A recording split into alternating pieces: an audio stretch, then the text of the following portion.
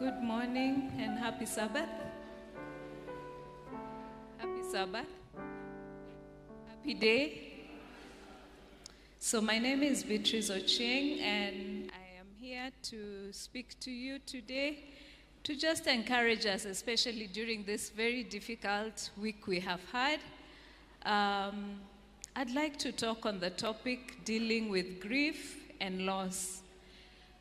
For the past 1 month, 2 months, we have had a very difficult time as New Life Church. However, this week has been very, very difficult for all of us because we have lost somebody that we know, somebody that we love.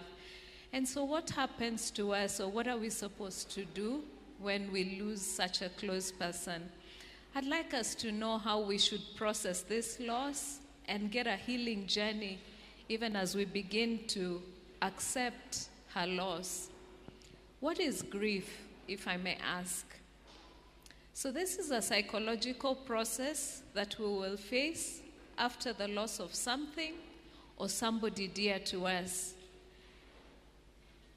There are 5 stages that identify where we are, usually during this point of loss. I don't know where you are at today. Some of us are still in denial. Some of us are angry. Some of us are negotiating. Some of us are depressed, while some may have accepted. But the Lord tells us, and the word of the Lord tells us in Matthew chapter 5, verse 4, which says, "Blessed are those who mourn, for they shall be comforted." And so as a church family today, we gather here mourning, but we want to do this with some understanding that a journey through our pain would give us some hope. That as we grieve, we want to have some tools that will help us process these emotions, our thoughts, and our pain. And so what is the first thing that we need to do? We need to acknowledge the reality of this loss. Grief begins with the awareness. And so as we see an empty seat where she was sitting, we're beginning to acknowledge that she's not here. It is important to allow yourself to feel and to face that loss. Denial or suppression will delay the healing process. So there's a time to weep and a time to laugh, a time to mourn and a time to dance. And for us today, we are weeping. And so we will have a range of emotions. If you're sad, if you're angry, if you're feeling guilty, some of us would be numb.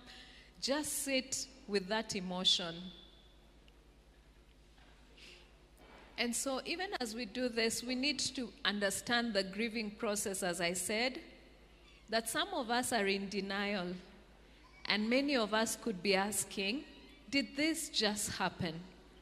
Can this be happening for sure? Some of us are very angry at ourselves, angry at God, angry at whatever it is. Why her? Why now? You know? Some of us are bargaining. If only something would have been done. What would have been different? And many of us have been asking, if Pastor was there, would this have changed? And this would be even for many of us who have lost our loved ones. Sometimes we ask ourselves, would anything have changed if we were present? And there are times we go into the lengths of having to do a postmortem to be able to just know that sometimes it's not in our control. And when you get to this space, depression would set in. We get into deep sorrow, and some of us would even be emotionally withdrawn. But then at the end of the day, it would be important to come to acceptance so that we are in terms with what has happened. So each one of us will grieve differently. It is not linear for all of us. So some of us would be in denial, some of us would be depressed.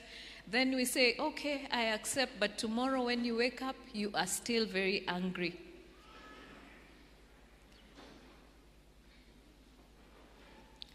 So here we are grieving as a community and as a church.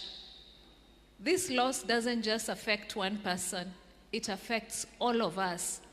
But as I have said, we will grieve differently, again, depending on how close we are to this person that we have lost. Or are there other losses that we have that we haven't processed? Or what's the kind of personality that I have?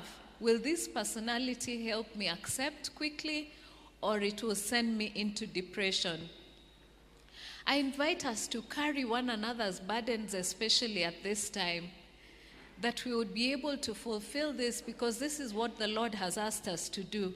So create a safe space for each one of us who is grieving in whichever way. If we want to share our memories with her, let us do that. If we want to sit in groups and talk about it, that's okay.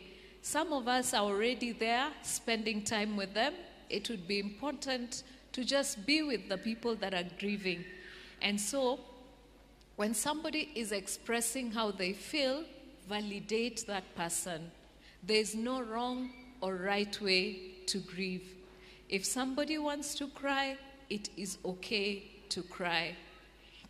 It is also okay to talk about this person. Do not be afraid to mention their names. Remember what it is you honor them for and what legacy they have left behind. Mary has shown us how her social capital was. Is there anything that you want to remember about that person that you have lost? So we will grieve with a lot of love and just remembering the good things she was to us. We will not forget that sometimes we learn to live with this loss, but we will learn to live with it with a lot of love in our hearts. And so as a church, what are we supposed to do? We need to care for the family that is going through loss. And we should give a very practical way of how we are of help. Allow this family to grieve and do not rush them. So don't rush them into doing things. Come, let's do A, B, C, D. Let them sit with that emotion that they are having. Offer to be of help. For example, preparing meals for them. Be present when they need you. There are errands that need to be run. Be present to be sent for those errands. And sometimes there's just the presence of silence, just being there with them. You can appoint somebody or a team that would be present at the place to do some emotional support for them and the practical things that we have mentioned. So as a church, let us surround this family with unconditional presence and not pressure. Even as you do that, take care of yourself. Grief will affect our minds, will affect our bodies, will affect our spirit. When you are exhausted, take time to rest. When you need somebody to speak to, reach out to somebody. Make sure you're able to eat something. And then, if you are really overwhelmed, look for a counselor. And I'm glad that we have a counseling department here at New Life. Psalms 147 verse 3 reminds us that he heals the brokenhearted and he binds up their wounds. I pray that the Lord would be able to bind up these wounds that we are having.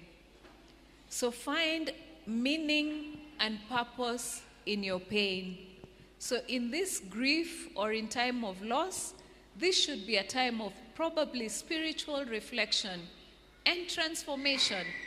If today was my day, where would it find me? So ask God, what is this that you're teaching me through this loss? Can I turn this pain into purpose? Can I be of service to somebody because I was served? And let the legacy of this person move on so that if there was something that they were doing, continue doing with this thing that they were doing. Because we know all things work for good to them that love the Lord. We would ask, what is good in this death? But I'm sure with time, the Lord is going to show us. So yes, we will grieve, but we will not grieve without hope.